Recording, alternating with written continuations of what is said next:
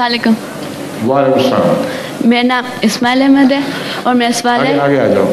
میرا سوال ہے کہ یہ جو سے ہندو ہیں وہ کہتے ہیں کہ ایک آدمی کے زیادہ جنم ہوتے ہیں، کیا یہ سچ ہے؟ تم یہ بتاؤ، کبھی تم نے ان سے پوچھا ہے کہ وہ جنم ہمیشہ آدمی کی صورت میں ہوتے ہیں یا اور بھی صورت میں ہوتے ہیں؟ نہیں.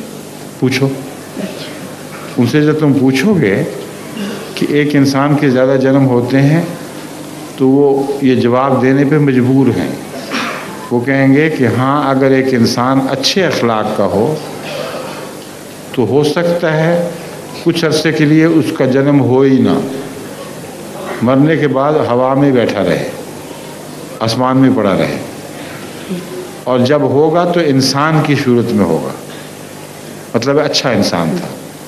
اور اگر کوئی بےہودہ ہو، گندا آدمی ہو، تو اس کا جنم ان سے پوچھو کیسے ہوگا. وہ کہیں گے وہ کتا بھی بن سکتا ہے، بلا بھی بن سکتا ہے، وہ چوہا بھی بن سکتا ہے، اور پیٹ میں جو کیڑے ہیں وہ بھی بن سکتا ہے. جتنا گندا اتنا ہی اس کا جنم گندا. تو ان کے اصول کے مطابق کسی کا باپ گندا ہو تو ہو سکتا ہے وہ گھر میں جو کتا ہے وہ باپ ہی ہو، اگلے جنم میں کتا بن کے آ گیا ہو. تو یہ لغو باتیں ہیں، بےہودہ باتیں ہیں. بجائے اس کے کہ صرف اپنے خیال کے مطابق دوبارہ دنیا میں آنے کی خواہش رکھو، ہندوؤں سے پوچھو کہ جنم کا مطلب کیا ہے. ان کے جو پنڈت ہیں وہ تمہیں پھر بتائیں گے، اور جب وہ بتائیں گے تو تم جان لو گے کہ یہ فرضی باتیں ہیں، بے حقیقت باتیں ہیں. اب آج کل دیکھو دنیا گندی ہے کہ نہیں؟ اکثر لوگ گندے نہیں ہو چکے، ہوتے ظلم کرتے ہیں، صفاقی کرتے ہیں، بد اخلاق ہو گئے، خدا سے دور ہٹ گئے، ٹھیک ہے کہ نہیں؟ جی.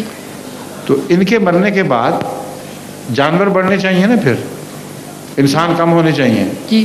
کہ نہیں؟ جی. اگر ہندو عقیدہ درست ہے تو آج کا انسان مرے تو کل کتے بلے ہونے چاہیے، انسان مٹ جانے چاہیے. اور کتے بلے مٹ رہے ہیں، انسان بڑھ رہے ہیں. اس سے پتہ چلتا ہے کہ ان کا عقیدہ بالکل غلط اور بے معنی ہے. سمجھ گئے ہو؟ جی. جزاک اللہ.